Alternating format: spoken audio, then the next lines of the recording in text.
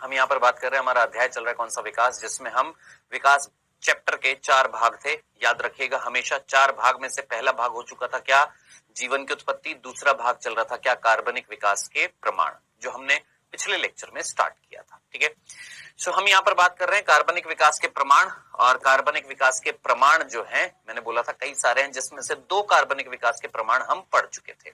कौन कौन से कार्बनिक विकास के प्रमाण हम पढ़ चुके थे बेटा? पहला प्रमाण हमने पढ़ा था कौन सा, जीवाश्मों के प्रमाण। जीवाश्मों के प्रमाण पहला जो हमने पढ़ा था, पैलेंटोलॉजिकल एविडेंसेस।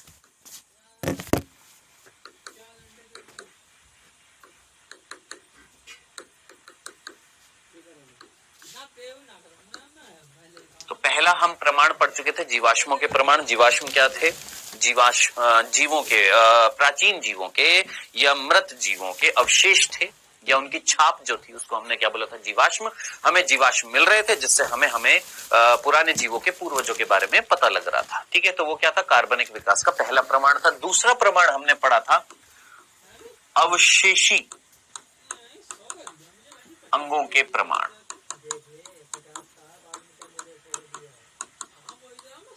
ठीक है, जिसमें हमने अंग्रेजी में क्या बोला था, एविडेंसेस ऑफ वेस्टिजियल ऑर्गन, या सिंपल वेस्टिजियल ऑर्गन एविडेंसेस। तो 2 प्रमाण हम पढ़ चुके हैं ऑलरेडी, जीवाश्मों के प्रमाण, अवशेषी अंगों के प्रमाण। अब तीसरा प्रमाण जो आज हमें पढ़ना है, तीसरा, वो है संयोजी कड़ी के प्रमाण, evidences of connecting link. Evidences of connecting link, संयोजी कड़ी के प्रमाण, ये तीसरा प्रमाण हमें पढ़ना है।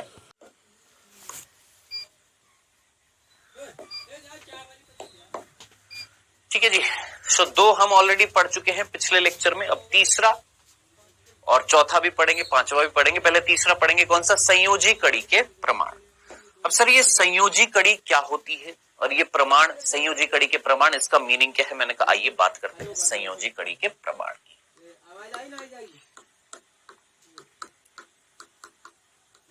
संयोजी कड़ी के प्रमाण। ठीक है, अब इसको पढ़ने से पहले मैं आपसे एक सिंपल सा प्रश्न पूछूंगा, आप मुझे बताइएगा, दिमाग लगाइएगा, सोच समझकर मुझे बताइएगा।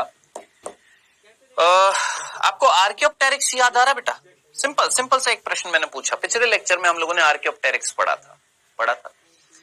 आर्कियोप्टेरिक्स एक ऐसा जीव है, यह जीव था जिसके अंदर सरीसृप और पक्षी दोनों के लक्षण थे। सरीसृपों के भी लक्षण हमने देखे, रेप्टाइल्स के, और पक्षियों के भी लक्षण हमने देखे।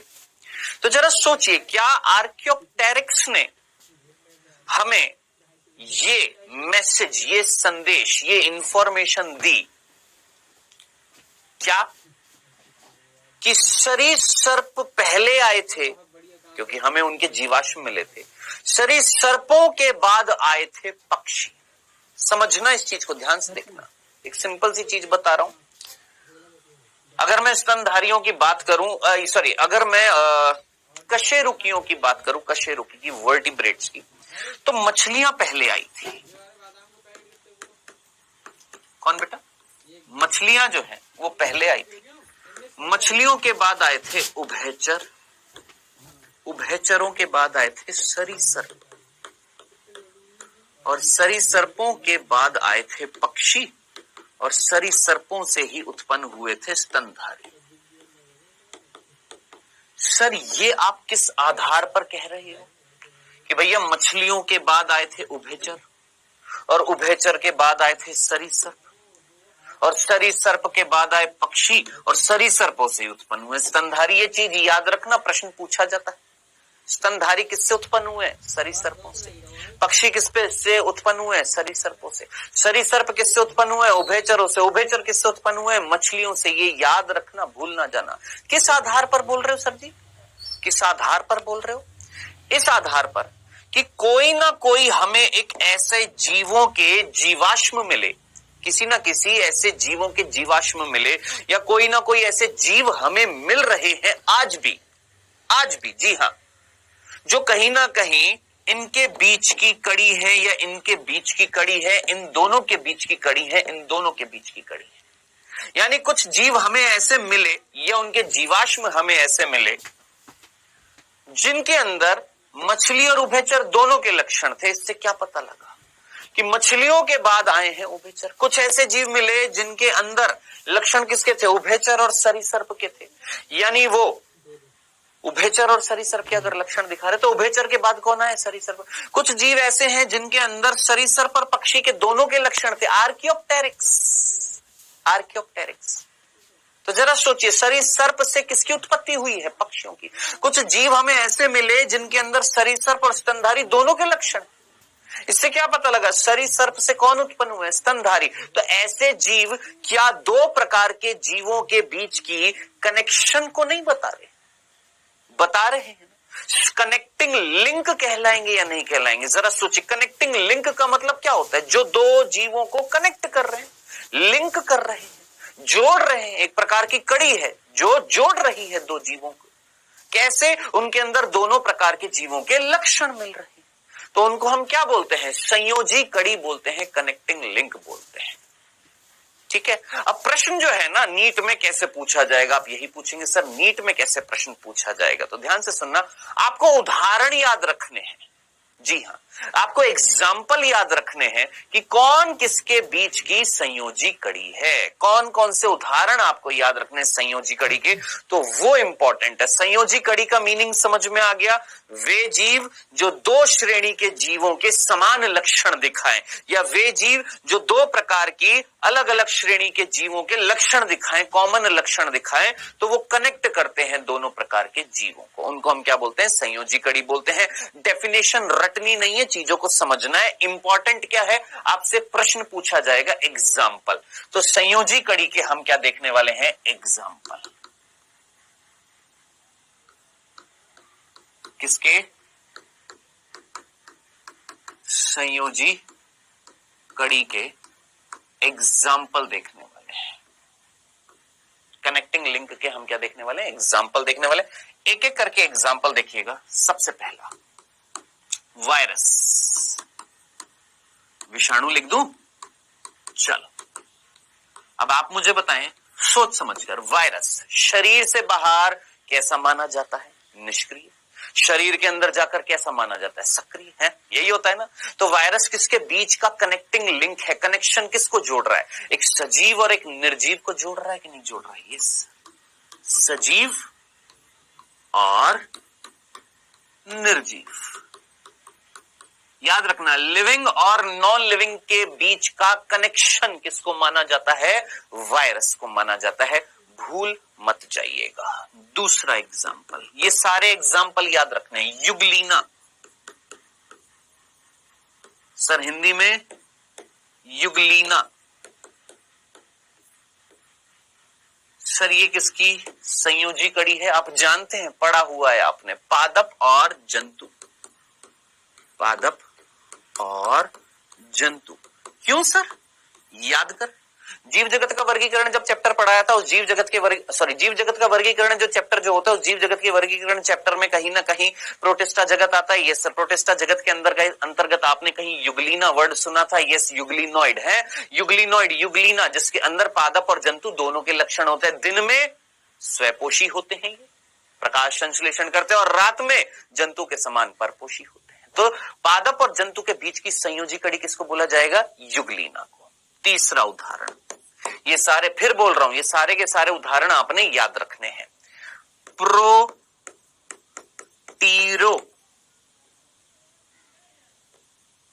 स्पोंजिया। सर हिंदी में भी प्रोटीरो स्पोंजिया।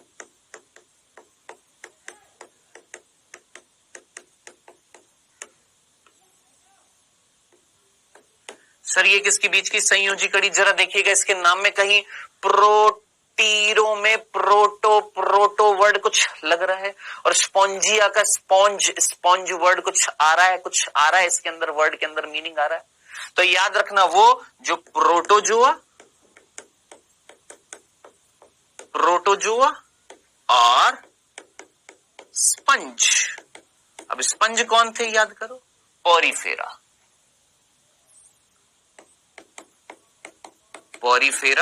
संघ याद, पॉरीफेरा में किसको रखा जाता है, स्पंज को। ठीक है, तो आपसे कोई क्वेश्चन पूछे प्रोटोजुआ और पॉरीफेरा यानी स्पंज के बीच की संयोजी कड़ी कौन है, प्रोटीरोस्पॉन्जिया है। डन, कोई कंफ्यूजन तो नहीं है। नेक्स्ट चौथा नियोपिलीना, याद रखना वर्ड नियोपिलीना। सर हिंदी में नियोपिलीना,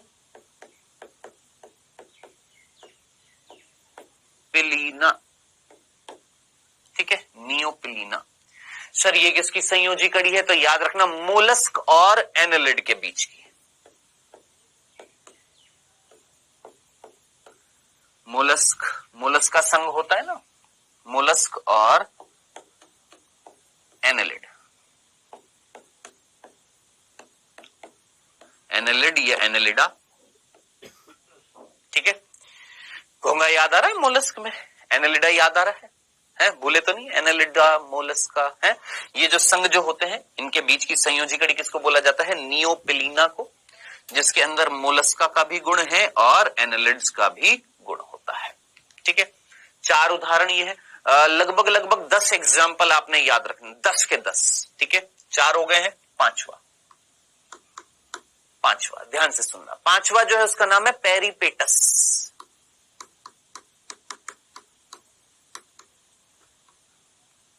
PERIPATUS, ठीक है, पेरीपेटस। ये बड़े कंफ्यूजिंग है, देखिए नियोपिलीना और पेरीपेटस, इसमें ना बड़ा कंफ्यूजन हो जाता है। तो याद रखना ये किसके बीच की संयोजी कड़ी होती है, एनालिडा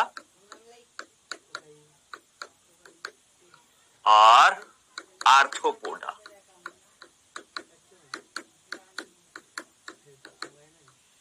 एनालिडा और आर्थ्रोपोडा, भूल ना जाइएगा ये सारे के सारे। ठीक है, छठा, मेरे को बताने की जरूरत नहीं है, वैसे तो आप जानते हैं, फिर भी लिख देता हूं, आर्कियोप्टेरिक्स।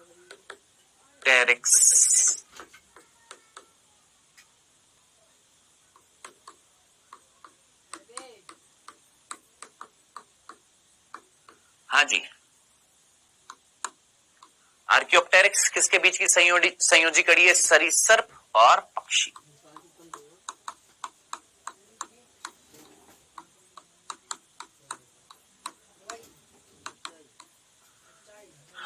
नेक्स्ट, कितने हो गए, 6 हो गए, 4 और याद रखने हैं। बेलेनोग्लोसस,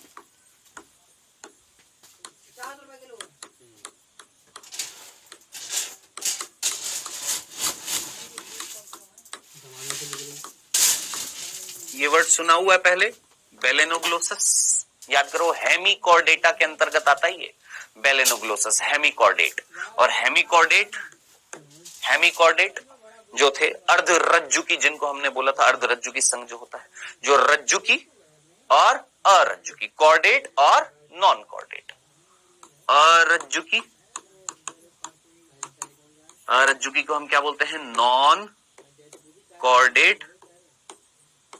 कॉर्डेटा और रज्जुकी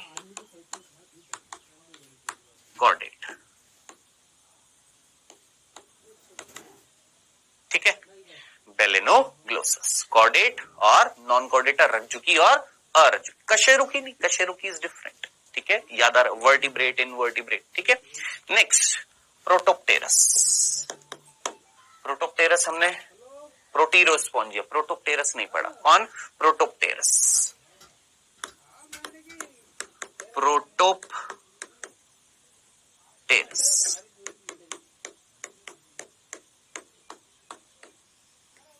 प्रोटोप्टेरस। ठीक है, याद रखिएगा बेटा जी, कहीं ना कहीं मछली और उभयचर, किसके बीच की, मछली और उभयचर,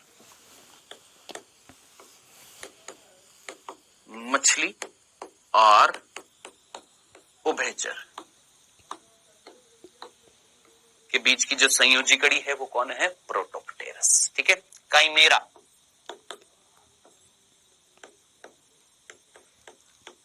ये एक मछली है, याद रखना, काइमेरा। दो प्रकार की मछलियां होती है बेटा, एक होती है अस्थिल मछली और एक होती है उपास्थल मछली। एक होती है कार्टिलेजिनस फिश और एक होती है बोनी फिश। तो अस्थिल और उपास्थल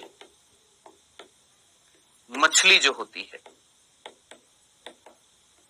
उनके बीच की संयोजी, बोनी और कार्टिलेजिनस फिश, यानी ऐसी मछलियां जिनके अंदर बोन्स मिलेंगी, अस्थिल मछलियां। उपास्थल मछली जिनके अंदर कार्टिलेज मिलेगा, कंकाल जो होगा अस्थियों से बना होगा, कंकाल जो है उपास्थियों से बना होगा। तो इन दोनों के बीच की संयोजी कड़ी जो है वो कौन है?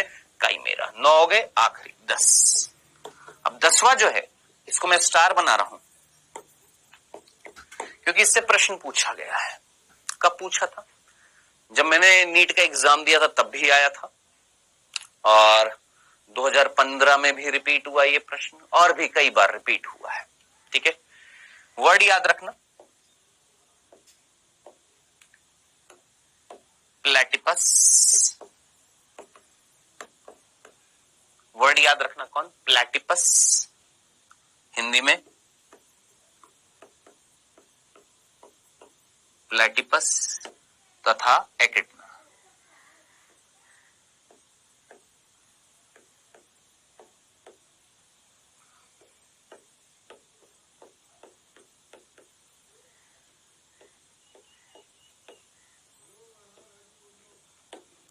प्लैटिपस एकिडना, ये ऐसे स्तनधारी हैं जो अंडे देते हैं। क्या बोला? ये स्तनधारी हैं तो कौन? ये स्तनधारी, यानी इनमें स्तन ग्रंथियां मिल रही हैं तो ये स्तनधारी। और स्तनधारी क्या देते हैं? सर बच्चे देते हैं। मैमल्स जो होते हैं वो किसको उत्पन्न करते हैं? बच्चों को। लेकिन ये एक ऐसे स्तनधारी हैं जो अंडे दे रहे थे। अब जरा सोचिए, स्तनधारी बच्चे देते हैं, सरीसृप अंडे देते हैं, ऐसे स्तनधारी जिनमें स्तन ग्रंथियां तो हैं लेकिन वो अंडे दे रहे हैं, यानी सरीसृप और स्तनधारी के बीच की, सरीसृप, रेप्टाइल्स और स्तनधारी के बीच की संयोजी कड़ी, इनको बोला जाएगा। क्यों? क्योंकि ये लक्षण दिखा रहे हैं किसका? स्तनधारियों का भी दिखा रहे हैं और सरीसृप का। क्या? कि ये जो है इनमें स्तन ग्रंथियां तो हैं, इट मीन्स स्तनधारी है, लेकिन ये बच्चे नहीं पैदा कर रहे, ये अंडे दे रहे हैं। वो किसका लक्षण है? सरीसृपों का। तो ये है 10 एग्जाम्पल टोटल, जो किस चीज को बता रहे हैं? संयोजी कड़ी को बता रहे हैं, कनेक्टिंग लिंक को बता रहे हैं।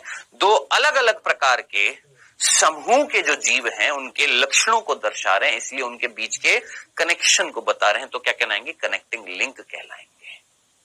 डन, क्लियर है, समझ में आ गया? याद रखने हैं आपसे प्रश्न, इन एग्जाम्पल से पूछा जाएगा। आपसे कोई ये नहीं पूछेगा संयोजी कड़ी क्या होती है, लेकिन ये याद रखना संयोजी कड़ी कौन से विकास के प्रमाण को बता रही है? सर कार्बनिक विकास के प्रमाण को बता रही है। कौन? संयोजी कड़ी। तो तीसरा प्रमाण, टोटल कितने प्रमाण हो गए? पहला जीवाश्मों का प्रमाण, दूसरा अवशेषी अंगों का प्रमाण, तीसरा संयोजी कड़ी के प्रमाण, जिसमें हमने 10 एग्जाम्पल देखे हैं जीवों के, जो दो श्रेणी के जीवों के लक्षण को दर्शा रहे हैं, यानी उनको कनेक्ट कर रहे हैं। डन, समझ में आ गया? टोटल कितने हो गए भैया हमारे पास प्रमाण? 3 हो गए हैं। चौथे पर आते हैं। चौथा जो प्रमाण है जरा देखिएगा, ये रहा। मैं लेकर ही आ गया, लिखा लिखाया लेकर आ गया। सर दिख नहीं रहा, टेंशन क्यों ले रहा? अभी बता रहा हूं। चौथा जो प्रमाण जो है, चौथा जो प्रमाण है, थोड़ा सा छोटा लिख देते हैं।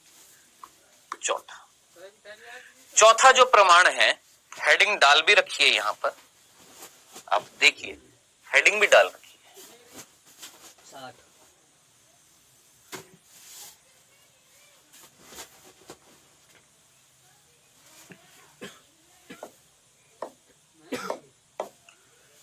देखिए जरा फोकस करिए, क्या हेडिंग डाल रखी है? पूर्वजता या प्रत्यावर्तन से प्रमाण, मैं लिखा लिखाया लाया हूं, कोई रीजन होएगा। रीजन ये है कि भाई साहब ये चीज हमारे कोर्स में नहीं दे रखी है, ना ही ये वाले प्रमाण इस तरीके से। देखो एक चीज आपको समझनी पड़ेगी।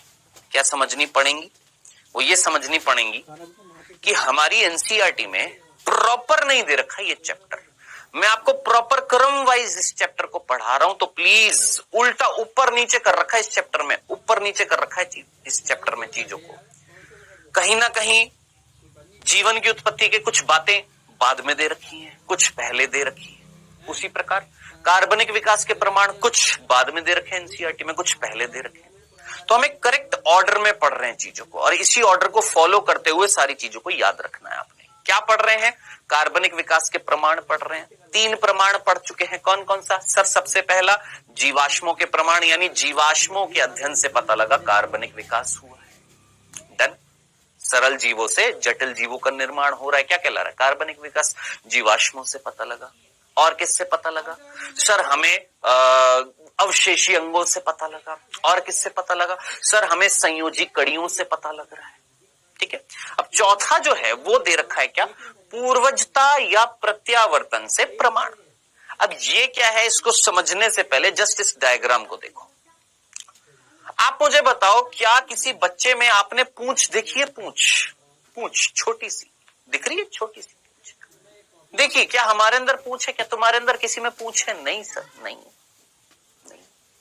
नहीं होती ना, बिल्कुल नहीं होती। लेकिन कुछ बच्चे ऐसे पैदा होते हैं जिनमें छोटी सी पूंछ होती है। मेरे मामा के लड़के के हुई थी, मेरे को याद है, फिर डॉक्टर से वो कटवा दी थी। मेरे मामा के लड़के की हुई थी, पूंछ हुई थी, और सारे देखकर चकित हो गए थे और उसकी पूजा करने लगे। ओ प्रभु आ गए। तो ये बहुत पुरानी बात है, मेरे को याद है। सो फिर डॉक्टर के पास गए थे, फिर ये कटवाई गई थी। सो बात जो आ रही है समझने वाली, क्या नॉर्मली किसी बच्चे में पूंछ होती है? नहीं। लेकिन कुछ बच्चे, लाखों में से कुछ ऐसे बच्चे होते हैं जो पूंछ के साथ पैदा हो रहे हैं। रुक जाइए, पहला एग्जाम्पल देखिए, दूसरा, इन दोनों को देखिए। इन दोनों को देखिए, इनकी गर्दन पर ना, गर्दन पर कुछ छेद है, यहां पर छेद, गर्दन पर कुछ कट लगे हुए हैं यहां पर। ये देखो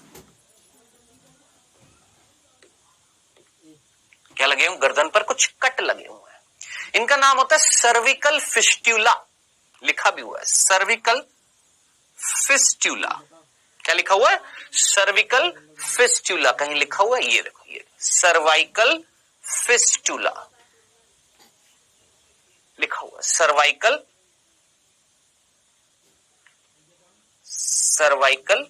फिस्टुला। सर जी ये क्या है? एक तो ये हो गया क्या, नवजात शिशु में पूंछ। हाँ सर, ये तो समझ में आ गया कि दिख रहा है। कुछ बच्चे ऐसे होते हैं जिनमें पूंछ आ जाती है। कुछ लोग ऐसे होते हैं जिनकी गर्दन पर जब वो पैदा होते हैं तो कट होते हैं यहां पर, जो बाद में भर जाते हैं जैसे जैसे वो बड़े होते हैं, लेकिन उनके धब्बे रह जाते हैं। ये क्या है? इनका नाम है सर्वाइकल फिस्टुला। ये क्या है सर? आप मुझे बताएं, सोच समझकर मुझे बताइएगा। क्या मछलियों में गिल्स मिलते हैं? गिल्स, क्लोम, जिसको हम हिंदी में क्लोम बोलते हैं, क्लोम मिलते हैं। गैसों का आदान प्रदान होता है, मछलियों में होते हैं ना। किस में होते हैं? मछलियों में क्या होते हैं? क्लोम होते हैं, क्लोम। देखें, क्लोम, गिल्स बोलते हैं, गिल्स है। क्लोम होता है, क्लोम छिद्र बोलते हैं, जहां से गैसों का आदान प्रदान होता है। हमारे अंदर कहां होता है? फेफड़ों में होता है ना। मछलियों में कहां पर होता है? क्लोम में होता है, जो ग्रीवा वाले भाग में मिलते हैं यहां पर। अब थोड़ा सा पीछे चलूं और मुझे बताओ, स्तनधारी जो है किससे विकसित हुए हैं? सरीसृपों से। सरीसृप किससे विकसित हुए हैं? उभयचरों से। उभयचर किससे विकसित हुए? मछलियों से। जरा सोचिए, मछलियों का कुछ गुण स्तनधारियों में नहीं आ रहा। सोच, हम स्तनधारी हैं, हाँ, और कुछ ऐसे मनुष्य पैदा हो रहे हैं जिनके अंदर इनका गुण आ रहा है। इनका क्या? क्लोम छिद्र, गिल स्लिट्स आ रहे हैं। तो इससे हमें क्या पता लगा? दिमाग लगा। हमें क्या पता लग रहा है कि कहीं ना कहीं हमारे कोई पूर्वज मछलियों जैसे हैं। हमारे प्राचीनतम पूर्वज जो होंगे उनमें मछलियों का गुण है, जो कहां पर मिल रहेंगे? पानी में मिल रहे हैं। भाई दिमाग लगाओ, कहां पर मिल रहे होंगे? पानी में मिल रहे हैं। हमारे पूर्वज करोड़ों साल पहले अचानक से उनका एक गुण दिखाई दे रहा है। हमारे पूर्वजों में पूछ रही होगी, अचानक से वो गुण आ गया। हाँ सर, ठीक है। नेक्स्ट एक और एग्जांपल, एक मादा की स्तन ग्रंथि पर निपल्स जो होते हैं, निपल्स जिनको हम चूचक या चूषक बोलते हैं, कितने होते हैं सर? 2 होते हैं नॉर्मली। कितने होते हैं? 2 होते हैं, एक नर में भी और एक मादा में भी, ठीक है। स्तन ग्रंथियां जो होती है उसमें 2 चूचक या चूषक निपल्स होते हैं। लेकिन कुछ ऐसी महिलाएं भी देखी गई हैं, कुछ ऐसी मादाएं भी देखी गई है जिनके अंदर 2 से ज्यादा क्या देखे गए हैं? चूषक देखे गए हैं, चूषक। यहां तक पेट पर भी क्या है? चूषक है। और मादाओं में भी नहीं, नर में भी देखे हैं। सर आपने देखे हैं? यस, मेरे कॉलेज में हॉस्टल में मेरा एक जूनियर था जो अभी पीएचडी कर रहा है लास वेगास से। अंकित उसका नाम है, मेरे को याद है अच्छे तरीके से। तो उसको ना हम लोग बहुत ज्यादा चिढ़ाते थे। वो कभी भी अपने कपड़े, जैसे ऑब्वियसली बात है बॉयज है ना, बॉयज हॉस्टल में रहते थे है ना, तो बॉयज हॉस्टल में कभी मतलब टी शर्ट उतार कर बैठ गए, गर्मी में पड़ रहे हैं है ना, तो इस तरीके से ये नॉर्मल सी बात होती। तो वो कभी उतारता नहीं था। क्यों? क्योंकि उसको चिढ़ाते थे। समझना इस चीज को। तो उस टाइम मुझे याद आया कि यार मैंने 12वीं कक्षा में ऐसी चीज पढ़ी थी, ऐसी चीज कि कहीं ना कहीं हमारे जो पूर्वज हुआ करे होंगे उनमें अपने बच्चों को दुग्ध पान कराने के लिए कई सारे चूषक मिल रहे थे, निपल्स मिल रहे थे, ठीक है। जैसे एक नॉर्मल एग्जांपल, थन देखे हैं आपने? भैंस के अंदर, गाय के अंदर थन होते हैं, डॉग के अंदर होते हैं, कुत्ते के अंदर होते हैं। उनमें चूषक कितने होते हैं? 2 होते क्या? नहीं, 2 से ज्यादा होते हैं ना। तो जरा सोचिए, ऐसा गुण किसमें आ गया? मादा में आ गया। किसमें आ गया? मादा में आ गया। तो क्या ये नॉर्मली किसी मादा में या नर में मिलते हैं इतने सारे निपल्स? नहीं मिलते, लेकिन एक गुण आ गया। अब ये गुण हमारे पूर्वजों में मिला करता था, है? ठीक है, ओके। एक और देखो, ये देखो, ये हमारे जबड़े होते हैं। इन जबड़ों में नीचे यहां पर रदनक होते हैं, रदनक कैनाइन्स बोलते हैं जिनको हम, कैनाइन रदनक होते, नोकीले होते कि नहीं होते? ये सर देखो, ये हमारे आगे की तरफ क्रंतक होते हैं, क्रंतक बोलते हैं इनको, क्रंतक, क्रंतक बोलते हैं इंसीजर, है ना, क्रंतक इंसीजर, ठीक है। फिर उसके बाद होते हैं इस तरीके से, मैंने थोड़ा सा ज्यादा पॉइंटेड कर दिए, नुकीले कर दिए, इतने ज्यादा नहीं, नॉर्मल। ये जो होते हैं इनको हम क्या बोलते हैं?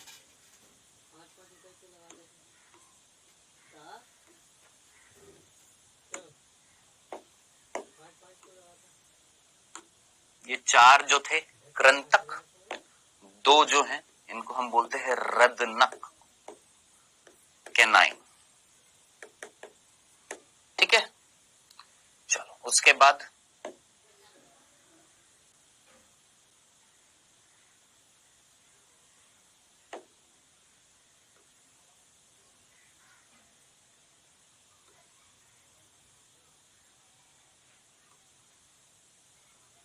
इस तरीके से थोड़ा सा त्रिकोणीय आकृति के होते हैं ये हमारे, हाँ जी, इनको बोला जाता है 2 इधर 2 इधर,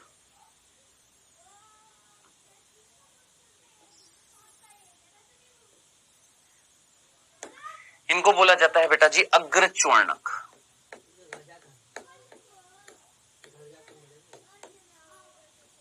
प्रीमोलर, अग्रच्वर्णक प्रीमोलर, ठीक है। और फिर लास्ट में कौन सा रंग ले? गुलाबी ले लेते हैं।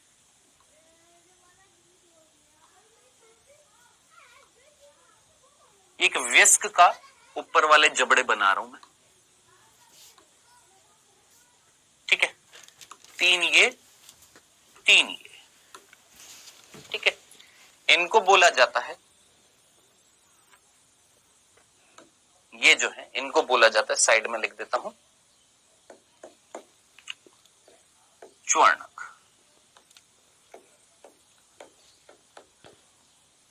मोलर,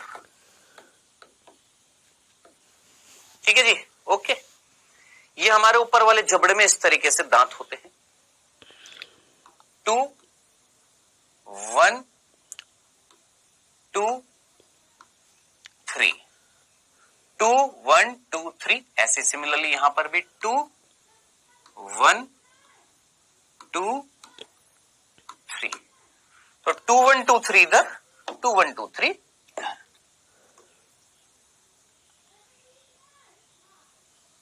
ठीक है, इस तरीके से 2 1 2 3 इधर, 2 1 2 3, 2 1 2 3, 2 कृंतक, 1 रदनक, 2 अग्रच्वर्णक, 3 च्वर्णक, सिमिलरली ऐसी यहां पर। तो हमारा दंत सूत्र जो होता है, डेंटल फॉर्मूला, वो होता है 2 1 2 3 इधर, 2 1 2 3 इधर, सिमिलरली नीचे भी ऐसे 2 1 2 3 इधर, 2 1 2 3 इधर, ओके। अब जरा यहां पर फील करिए, कनेक्ट करिए, ये वाले जो दांत जो है, ये वाले,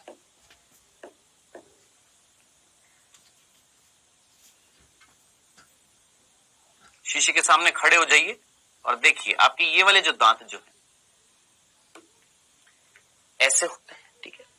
अब इमेजिन करिए ये वाले दांत अगर कैसे हो जाए, ऐसे,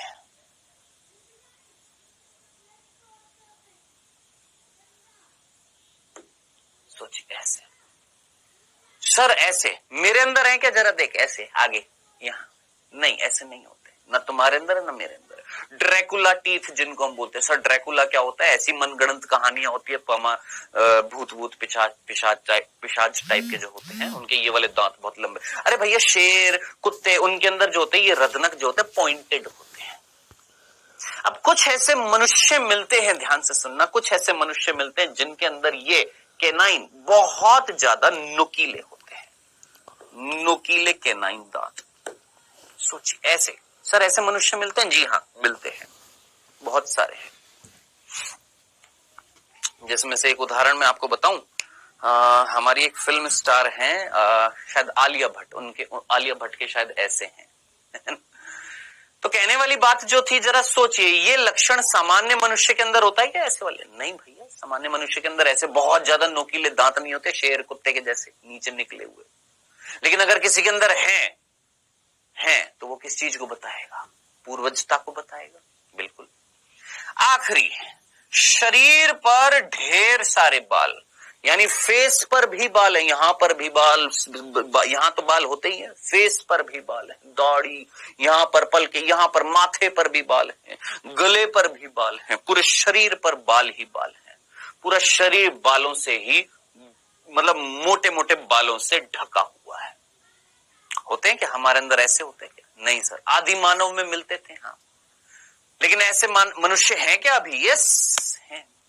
तो जरा सोचिए, ये सारे उदाहरणों में आपको क्या दिखाई दे रहा है? सोचो, इन सारे उदाहरणों में ऐसा नहीं लग रहा कि अचानक से किसी मनुष्य में, अचानक से किसी मनुष्यों में वो लक्षण आ गए जो पूर्वजों में हुआ करते थे। इससे हमारे पूर्वजता के बारे में पता लगेगा कि नहीं पता लगेगा? यस सर, हमारे पूर्वजों में पूंछ थी, यस, हमारे कुछ ऐसे पूर्वज थे जिन्हें गले के अंदर यहां पर क्या थे बेटा जी, आपके क्लोम थे। हमारे पूर्वजों में कई सारे शरीर पर क्या मिल रहे थे? चूषक मिल रहे थे। कहीं ना कहीं जो दांत जो थे कैसे थे? नुकीले थे, और शरीर पर बहुत ही मोटे मोटे बाल थे। ये किस चीज को बता रहा है? ये बता रहा है पूर्वजता को, एंसेस्टर को बता रहा है। डन।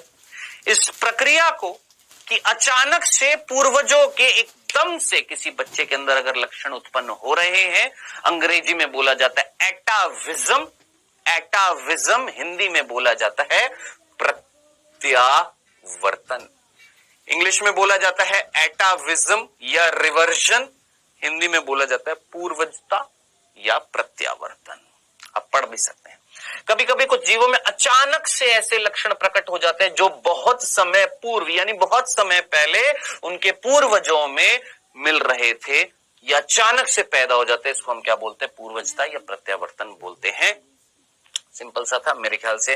अब इनसे इनसे किसके बारे में पता लगेगा? उन जीवों के पूर्वजों के बारे में पता लगेगा कि नहीं पता लगेगा? कौन कौन से उदाहरण है? शिशु में पूंछ का मिलना, नुकीले केनाइन दंतों का मिलना, घने बालों का मिलना है, मादा में 2 से अधिक चूषकों की उपस्थिति।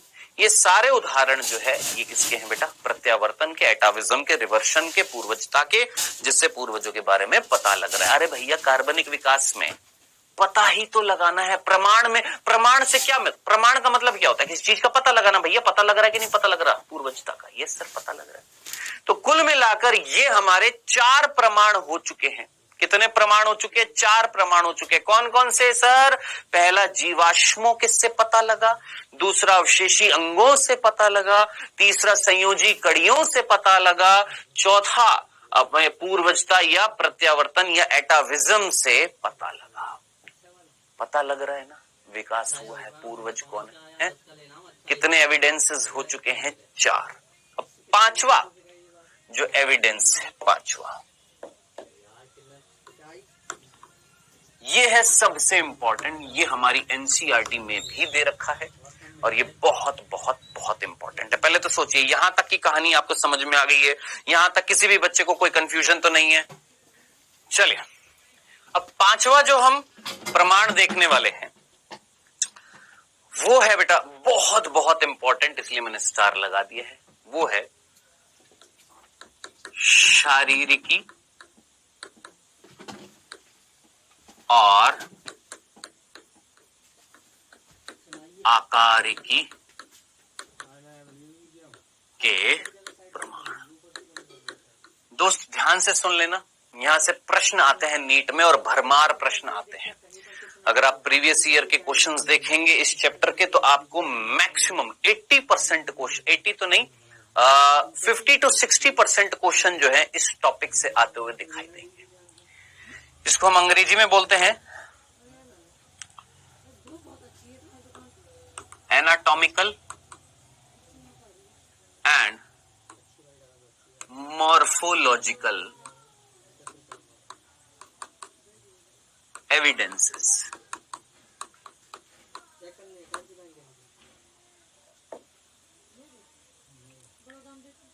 ये है प्रभु बहुत इंपॉर्टेंट प्रमाण। अब इसको समझना पड़ेगा आपको, ध्यान से सुनिएगा। सबसे पहले तो मुझे ये बताइए, 2 वर्ड का मीनिंग जानते हैं? शारीरिकी या पहले बता देता हूं आकारिकी। आकारिकी, मॉर्फोलॉजी। मॉर्फोलॉजी ये तो आती है, आपको समझ में आता है ना। बाहरी संरचना, बाहरी संरचना जो होती है, ये सिंपल संरचना, ठीक है। और शारीरिकी,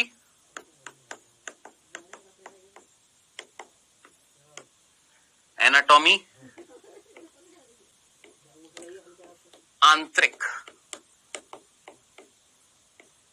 अध्ययन, बाहरी संरचना का अध्ययन और आंतरिक संरचना,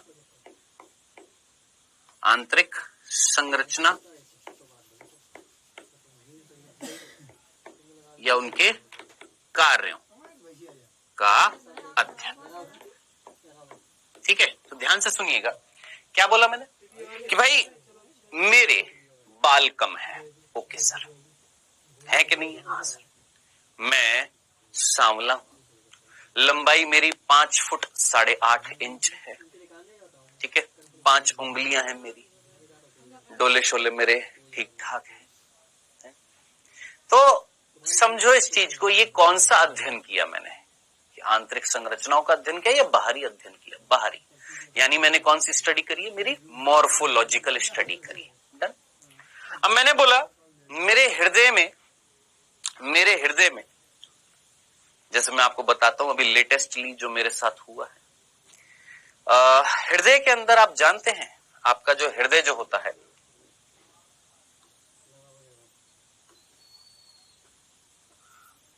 हमारा जो हृदय जो होता है, हमारा जो हृदय जो होता है, इस हृदय में ऊपर 2 आलिंद होते हैं, नीचे 2 नीले होते हैं। जानते हैं यहां पर कुछ कपाट मिलते हैं, नाम सुना है कपाट, वाल्व बोलते हैं। क्या बोलते हैं? वाल्व, कपाट, वाल्व होते हैं जो क्या करते हैं, जैसे साइकिल के टायर में वाल्व होता है, वाल्व वैसे जो यहां पर जो ब्लड होगा, यहां पर उसको यहां नीचे आने देंगे, यहां पर जो होएगा उसको नीचे आने देंगे। तो ये होता है दायां आलिंद, दायां आलिंद, इसको आलिंद बोलते हैं। और ये क्या होता है? दायां निलय होता है, दायां निलय। राइट ऑरिकल, राइट वेंट्रिकल बोलते हैं। ये होता है बायां आलिंद और ये होता है बायां निलय।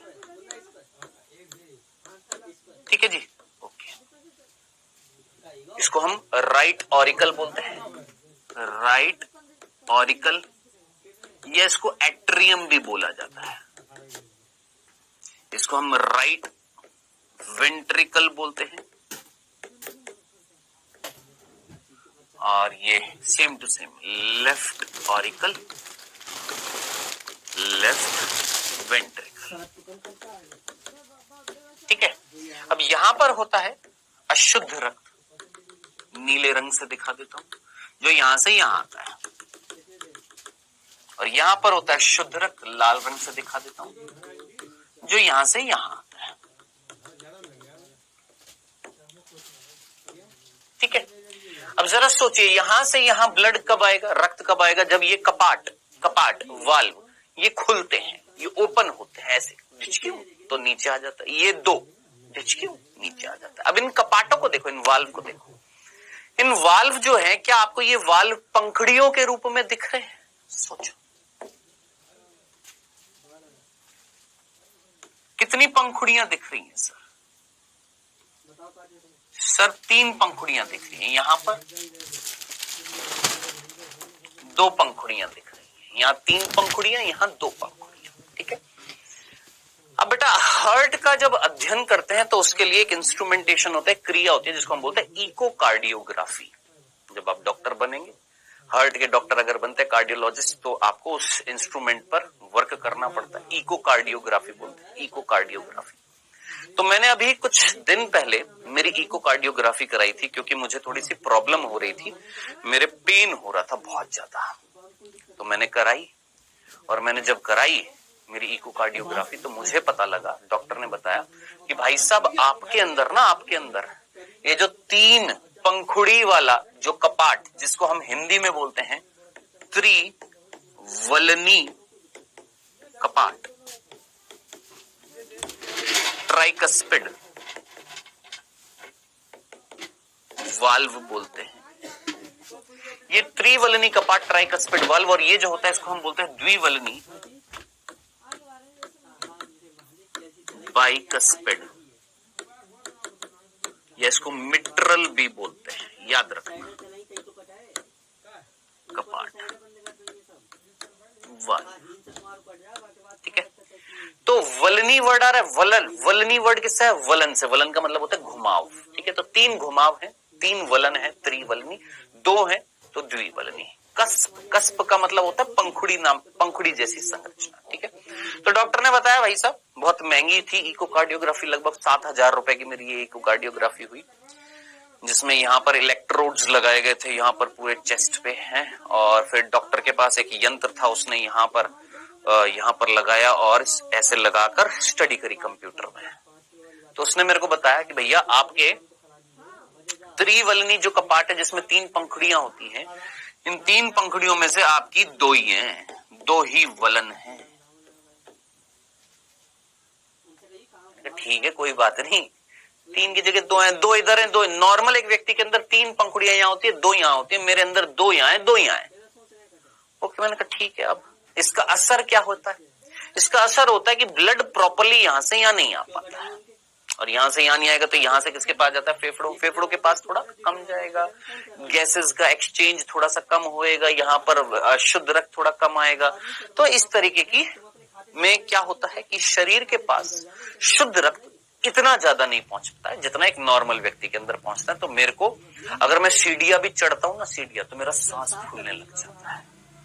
तो ये मेरे साथ प्रॉब्लम होती है, और ये मेरे साथ अभी नहीं हुआ, ये बचपन से है, मेरे को पता लगा, जन्मजात है मेरे अंदर, पहली चीज। और उन्होंने ये बताया कि भाई साहब जो आपके पास जो 2 बचे हैं ना, 2 वलन, ये भी खराब हो रहे हैं, ये श्रिंक हो रहे हैं, सिकुड़ रहे हैं, जिसकी वजह से ब्लड जो है लीक हो रहा है ब्लड। कपाट क्या करता है? रोकता ऊपर से नीचे आने को, है ना। ऊपर भरेगा पहले रक्त, फिर जब भर जाएगा फिर ये कपाट खुलेंगे, फिर नीचे आएंगे। अब जो बचे ही 2 हैं और वो 2 श्रिंक हो रहे हैं, जिससे थोड़ा थोड़ा रक्त नीचे आ रहा है।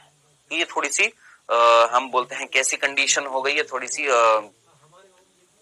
आप समझ सकते हैं, नॉर्मल तो नहीं है, एबनॉर्मल कंडीशन हो चुकी है, ये वाली एक्सट्रीम कंडीशन हो चुकी है। अब इसमें क्या है, डॉक्टर ने, मैंने पूछा भाई साहब फिर क्या करना है? तो उन्होंने बोला भैया आपकी होएगी सर्जरी, ऑपरेशन, जिसमें आपके कपाट लगाए जाएंगे नए, यानी नए वाल्व लगाए जाएंगे।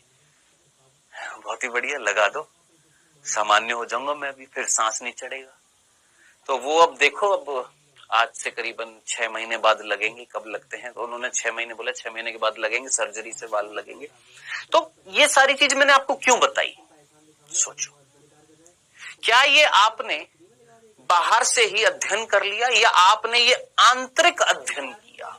सर आंतरिक अध्ययन किया। आंतरिक संरचना, उसके कार्यों का अध्ययन जब करते हैं तो वो क्या कहलाता है? शारीरिकी, एनाटॉमी। बाहर से अध्ययन कर लिया, आकारिकी, आकार का अध्ययन कर लिया। शारीरिकी यानी शरीर की जो क्रियाएं हो रही हैं उनका अध्ययन करना, एनाटॉमी। ओके सर, मीनिंग हम जानते हैं, पहले से जानते हैं और अच्छे तरीके से जान चुके। अब शारीरिकी और आकारिकी के क्या देख रहे हैं हम? प्रमाण देख रहे हैं।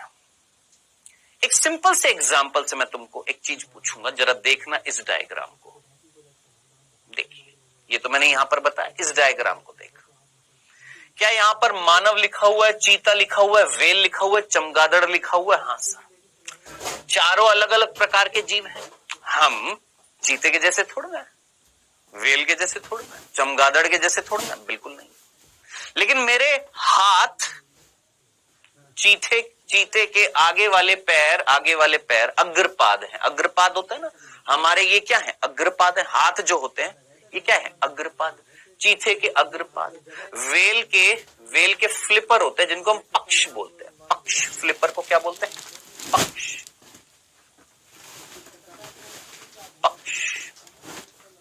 और चमगादड़ के अग्रपाद। तो मेरे अग्रपाद, चमगादड़ के अग्रपाद, वेल के अग्रपाद जो क्या कहलाते हैं? पक्ष कहलाते हैं, फ्लिपर बोलते हैं। चीते के अग्रपाद, जिनको हम जिनको हम पैर बोलेंगे, आगे के पैर हैं। जरा सोचिए, हमारे इन हाथों का कार्य क्या होता है? किसी भागना, हम हाथों से भागते हैं क्या? तैरते हैं क्या? उड़ते हैं क्या? नहीं, चीजों को पकड़ते हैं, ग्रेस्प करते हैं, होल्ड करते हैं, चीजों को पकड़ते हैं। तो हमारे हाथों का कार्य क्या? होल्डिंग करना, पकड़ना। चीते के आगे के जो पैर जो होते हैं, अग्रपाद होते हैं, उनका काम क्या होता है? भागना। वेल मछली जो होती है, उसके जो आगे के अग्रपाद जो होते हैं, जिनको हम पक्ष बोलते हैं, फ्लिपर बोलते हैं, उनका काम क्या होता है? तैरना, स्विमिंग करना। और चमगादड़ के जो अग्रपाद हैं वो तो पंख में बदल जाते हैं, विंग्स में, पंख में। उनका कार्य क्या होता है? फ्लाइंग करना। अब जरा सोचिए, सारी की सारी संरचनाएं अलग अलग नहीं है। जरा सोचिए, मेरे इन हाथों को वेल के पक्ष से कंपेयर करूंगा तो जरा देखिए, बाहर से देखने में कैसी अलग अलग है। ये भी अलग है, इसके पैर आगे के पैर अलग है, इसके चमगादड़ के पंख अलग अलग है ना। लेकिन जब मैंने इसका आंतरिक अध्ययन किया, इनका, मेरे हाथों का, चीते के आगे पैरों का, वेल के फ्लिपर पक्ष का और चमगादड़ के आगे पंख का, जब मैंने अध्ययन किया आंतरिक, तो मुझे पता लगा, पता है क्या? हमारे यहां पर हड्डियां होती है। कौन कौन सी होती है? याद रखना, ह्यूमरस, फिर होती है रेडियस अल्ना, फिर होती है कार्पल, फिर होती है मेटा कार्पल, और फिर होती है फेलेंजिस। हिंदी में बड़े अजीब से नाम होते हैं इनके, इंग्लिश में याद रखिएगा, ठीक है। इंग्लिश में मैं प्रॉपरली आपको बोल रहा हूं, इंग्लिश में याद रखना, ठीक है। कैसे कैसे देखिएगा, यहां से यहां तक, यहां से यहां तक जो हड्डी होती है, यहां पर एक होती है ह्यूमरस, इस तरीके से ये एक हड्डी है, ठीक है, यहां से यहां तक। फिर यहां से लेकर यहां तक, यहां से लेकर यहां तक दो हड्डियां होती हैं, रेडियस अल्ना। फिर ये कलाई, ये कलाई होती है, ये वाली यहां पर,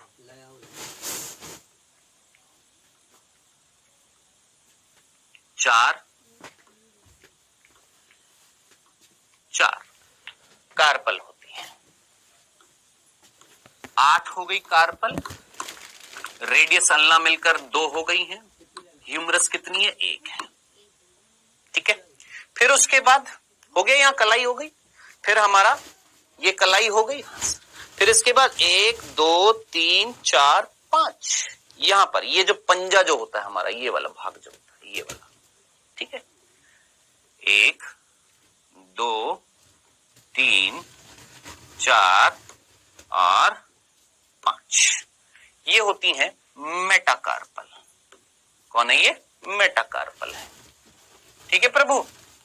और लास्ट में अंगूठे में 1 2 1 2 3 1 2 3 1 2 3 1 2 3, ये है हमारी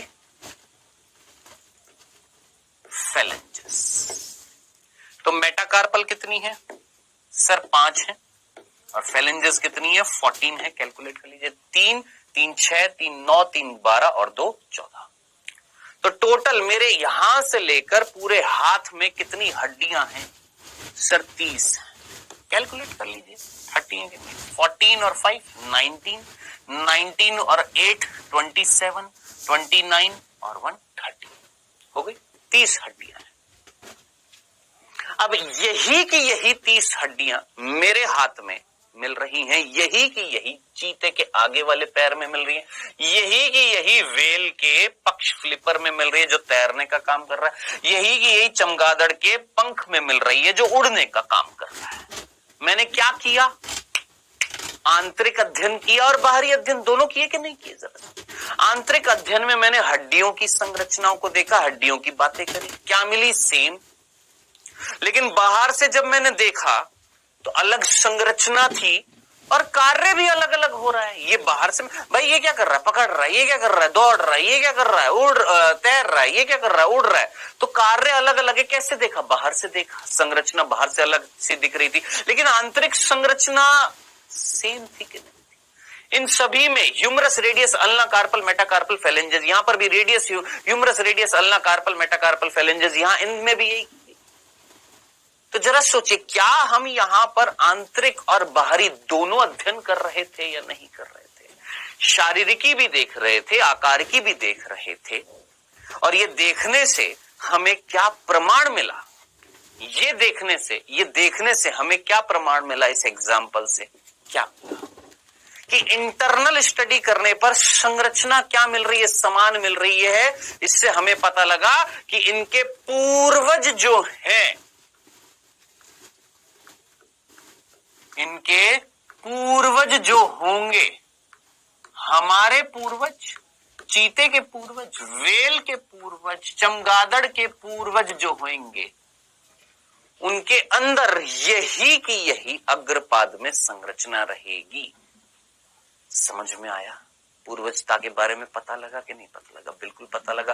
तो आइए ध्यान से सुनिएगा, ये जो हेडिंग डाल रखी है हमने, प्रमाण, शारीरिकी और आकारिकी का प्रमाण, इस प्रमाण के अंतर्गत हम आंतरिक और बाहरी अध्ययन करते हैं, अंगों का अध्ययन करते हैं। इस आधार पर हमारे 2 प्रकार के अंग होते हैं। किसने? 2 प्रकार के अंग होते हैं।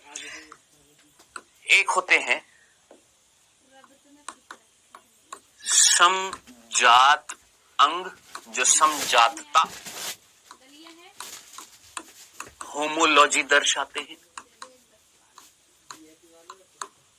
और एक होते हैं समरूप, जो समरूपता, जो एनालॉजी दर्शाते हैं। क्या बोला मैंने? ध्यान से सुनना। हम क्या कर रहे हैं? बाहरी और आंतरिक संरचना कार्य का क्या कर रहे हैं? अध्ययन कर रहे हैं। हाँ सर, कर रहे हैं। जब हम अध्ययन करेंगे तो अंगों का अध्ययन कर रहे हैं। हाँ, कर रहे हैं। तो हमें दो प्रकार की प्रक्रियाओं का पता लगा। एक हमें समजातता का पता लगा, एक हमें समरूपता का पता लगा। अब समजातता समरूपता क्या है, इसको समझना पड़ेगा। सबसे पहले हम क्या पढ़ेंगे? समजातता। सबसे पहले क्या पढ़ना पड़ेगा? सर समजातता पढ़नी पड़ेगी। मैंने कहा आइए, क्या बोला? होमोलॉजी। क्या होता है समजातता? फील करना, कनेक्ट करना। हम क्या पढ़ रहे सर? एविडेंस पढ़ रहे, प्रमाण पढ़ रहे, शारीरिकी और आकारिकी प्रमाण। कनेक्ट कर मेरे साथ, फील कर, कनेक्ट कर। क्या ये जो प्रमाण जो होंगे, इन प्रमाण जो हमें मिल रहे हैं, क्या पता लग रहा है हमें? कि हम बाहरी और शरीर के अंदर संरचना और उनके कार्यों का जब हम अध्ययन कर रहे हैं, तो हमें दो फिनोमिना, दो प्रक्रियाओं का पता लगा। एक कहला रही है समजातता, एक कहला रही है समरूपता। क्या है समजातता, क्या है समरूपता? सबसे पहले हम समजातता की बात करते हैं। आखिर ये समजातता क्या है? तो मैंने बोला, ध्यान से सुनना, समजातता का मतलब क्या होता है? वे जीवों के अंग जो समान उत्पत्ति, ये वर्ड याद रखना, समान उत्पत्ति, भ्रूणीय परिवर्धन,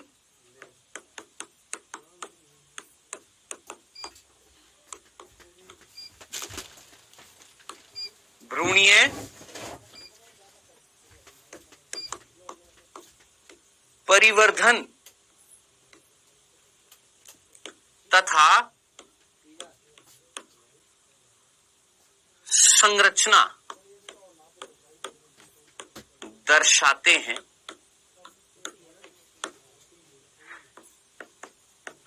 किंतु उनके कार्य असमान होते हैं। इतनी सी लाइन मैंने बोली, इतनी सी लाइन को आप पढ़ें एक बार। ऐसे अंग जिनमें समान क्या है? उत्पत्ति, यानी जिनका ओरिजिन, जिनके पूर्वज क्या है? समान है। जिनका भ्रूणीय परिवर्तन यानी एम्ब्रियोनिक डेवलपमेंट, एम्ब्रियो जो है भ्रूण का विकास, वो भी समान है। उनकी संरचना भी क्या है? समान है। लेकिन जब विकास हो रहा था तो ऐसे जीव अलग अलग परिस्थिति में गए, अलग अलग जगह जाए, अलग अलग जगह पर गए और अपने आप को अलग अलग वातावरण में जब क्या किया? अनुकूलित किया, तो कार्य जो थे उनके वो क्या होते गए? अलग अलग होते गए। एक सिंपल से एग्जांपल से बताता हूं, ध्यान से सुनो। मेरे 5 बच्चे हैं, 4 बच्चे मान ले नहीं, जस्ट इमेजिन, मेरे 4 बच्चे। कौन है? मनुष्य। मेरे 4 बच्चे कौन है? मनुष्य। उनकी उत्पत्ति क्या रही? मेरे से, यानी समान है। मेरे 4 बच्चे, मेरे 4 बच्चे पैदा हुए, A B C D, किससे? मेरे से। मान लो मैं कौन हूं? Q, मेरा नाम Q है, मेरे से 4 बच्चे पैदा हुए, A B C D। ठीक है, ओके। अब A जो है उसकी भी उत्पत्ति मेरे से, B की भी मेरे से, C की भी मेरे से, D की भी मेरे से। ओके। A जो है वो सेना में चला गया, B जो है वो डॉक्टर बन गया, C जो है इंजीनियर बन गया और D जो है वो बैंक में काम कर रहा है। बैंक में काम कर रहा है, इंजीनियर बन गया, डॉक्टर बन गया और मिलिट्री सेना में चला गया। अब आप मुझे बताएंगे सोच समझकर, इन चारों का विकास समान रूप से हुआ होगा? सेम ही तो हुआ होगा भाई। मेरे बच्चे, इनका भ्रूणीय विकास भी समान होगा, हाँ। इनकी उत्पत्ति भी मेरे से हुई है, हाँ। इनकी संरचना भी मेरे जैसी होगी, मनुष्य है, मेरे जैसी संरचना होगी, 2 आंख, 2 हाथ, 2 पैर है। लेकिन जरा सोचिए, अलग अलग जगह पर जब ये गए तो इनका कार्य अलग अलग हो गया कि नहीं होगा? एक बैंक में नोट गिन रहा है, एक कहीं टोपी लगाकर रोड बना रहा है, इंजीनियर है, एक लोगों की जिंदगी बचा रहा है, एक देश की जिंदगी बचा रहा है, देश को सुरक्षा दे रहा है। कार्य अलग अलग हो गया। अब इसी एग्जाम्पल से जरा सोच, क्या लिखा है? जिनकी उत्पत्ति समान है, जिनका भ्रूणीय परिवर्तन भी समान होगा, मनुष्य है, जिनकी संरचना समान होगी, लेकिन कार्य उनका अलग अलग होगा। ऐसे अंगों को समजात अंग कहा जाता है। ऐसे अंगों को समजात होमोलोगस अंग कहा जाता है।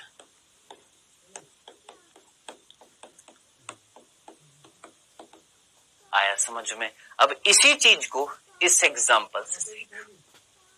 संरचना इसमें अग्रपाद की, अग्रपाद यहां पर हाथ में तब्दील हो गए, अग्रपाद यहां पर पैर में है, पैर में तब्दील है ना। अग्रपाद यहां पर पक्ष में, पक्ष यानी फ्लिपर में तब्दील हो गए, अग्रपाद यहां पर पंख में तब्दील हो गए। लेकिन इन अग्रपाद के अंदर हड्डियां समान थी, वही humerus, radius, ulna, carpal, metacarpal, phalanges, यहां पर भी, यहां पर भी, यहां पर भी, इन सब में सेम टू सेम है। कार्य क्या है? डिफरेंट। एक पकड़ रहा है, होल्ड कर रहा है, एक भाग रहा है, रनिंग कर रहा है, एक स्विमिंग कर रहा है, एक उड़ने में हेल्प कर रहा है। यहां पर पंख है, यहां पर पक्ष है, यहां पर फुट यानी पैर है, और यहां पर हैंड कहला रहे हैं। जरा सोचिए, इनके कार्य अलग अलग हो गए। हमारा विकास हुआ, हमारे इन हाथों का कार्य जो था वो पकड़ने के लिए हो गया, तब्दील हो गया, चीतों के लिए भागने के लिए हो रहा था, यहां पर तैरने के लिए हो रहा है, यहां पर कहीं ना कहीं उड़ने के लिए हो रहा था। लेकिन हमारे पूर्वज जो थे वो कॉमन थे। हमारा भ्रूणीय विकास जब हम अध्ययन करते तो हमारे जो भ्रूण है ना, हमारा भ्रूण, चीते का भ्रूण, वेल का भ्रूण, चमगादड़ के भ्रूण का जब हमने अध्ययन किया तो समानता दिखाई दी, संरचना समान मिल रही है, उत्पत्ति कॉमन है, लेकिन कार्य क्या था? अलग था। इस प्रक्रिया को बोला जाता है समजातता, है ना। और ऐसे अंगों को क्या बोला जाता है? समजात अंग। जो समजातता दर्शाते हैं उनको समजात अंग बोला जाता है। इस प्रक्रिया को बोला जाता है समजातता। ऐसे अंगों को बोला जाता है समजात अंग, जो समजातता, होमोलॉजी दर्शाते हैं। आई होप मीनिंग समझ में आ गया। अब पता है प्रश्न नीट में कहां से आते हैं? नीट में प्रश्न, इस वर्ड को तो याद रखना ही है आपने। यहां पर 3 चीजें समान है, एक अलग है। क्या 3 चीजें समान है? याद रखना, उत्पत्ति, ओरिजिन, ठीक है, अंग्रेजी में ओरिजिन, हिंदी में उत्पत्ति, भ्रूणीय परिवर्तन यानी भ्रूण का विकास, एम्ब्रियोनिक डेवलपमेंट,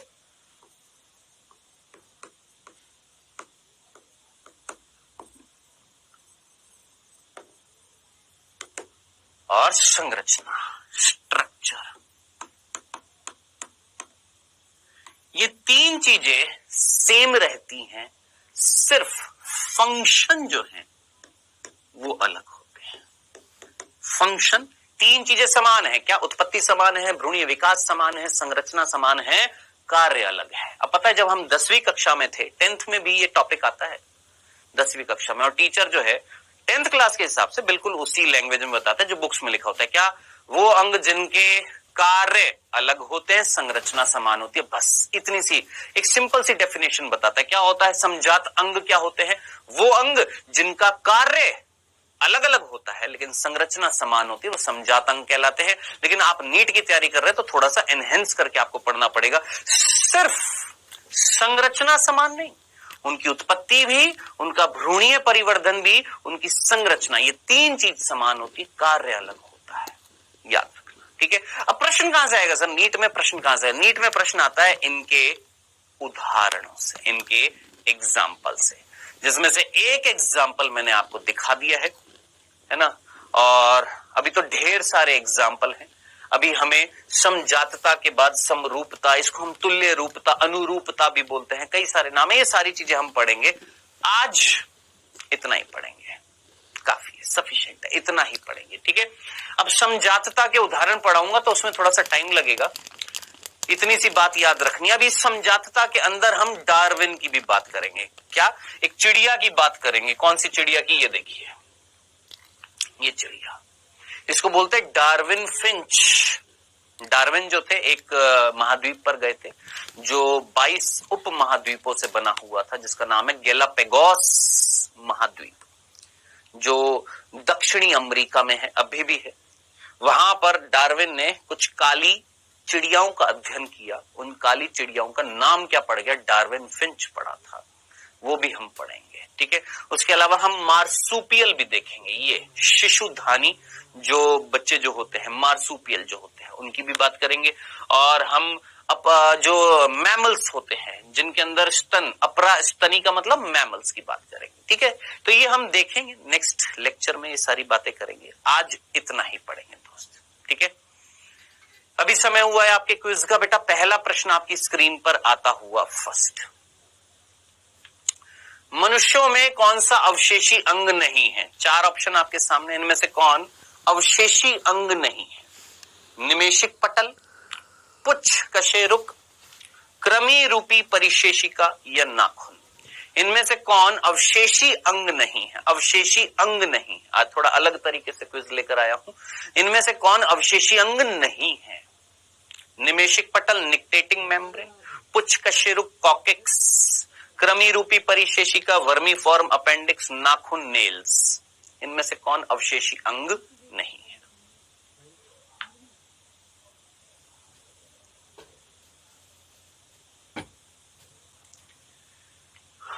दूसरा प्रश्न, निम्नलिखित में से किसे सरीसृपों एवं पक्षियों को जोड़ने वाली कड़ी माना जाएगा? इनमें से कौन है जो सरीसृप और पक्षी, इन दोनों के बीच की संयोजी कड़ी कहलाएगा? डिप्नॉई, आर्कियोप्टेरिक्स, स्फिनोडोन, कीवी।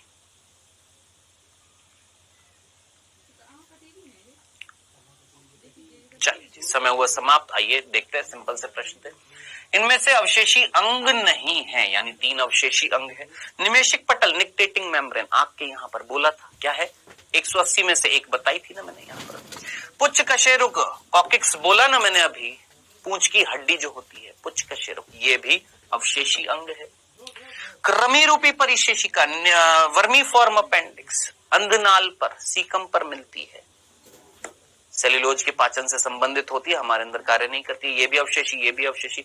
नाखून अवशेषी नहीं है प्रभु, नाखून जो होते हैं उनका हमारे अंदर कार्य होता है, हमारा बाह्य कंकाल बनाते हैं। कौन? नाखून, याद रखना, प्रोटेक्शन करते हैं, ठीक है। So answer is D. दूसरा, सरीसृप और पक्षी, सरीसृपों के गुण, पक्षियों के गुण किसमें थे? सर आर्कियोप्टेरिक्स, सीधा सीधा आंसर, ठीक है जनाब। नेक्स्ट लेक्चर में आगे कंटिन्यू करेंगे वही प्रमाण बेटा।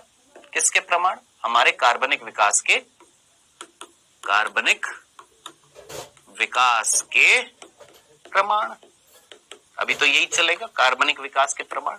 नेक्स्ट लेक्चर में हम ये शारीरिकी आकार की, यानी नेक्स्ट लेक्चर में हम ये दूसरा भाग खत्म कर देंगे। जी हाँ, नेक्स्ट लेक्चर में जो हमारे विकास चैप्टर के 4 भाग है, जिसमें जीवन की उत्पत्ति हमने पढ़ लिया है, दूसरा क्या है? कार्बनिक विकास के प्रमाण। ये कार्बनिक विकास के प्रमाण जो दूसरा भाग है, इसको हम नेक्स्ट लेक्चर में खत्म कर देंगे, ठीक है। मिलेंगे नेक्स्ट लेक्चर में, बाय बाय, टेक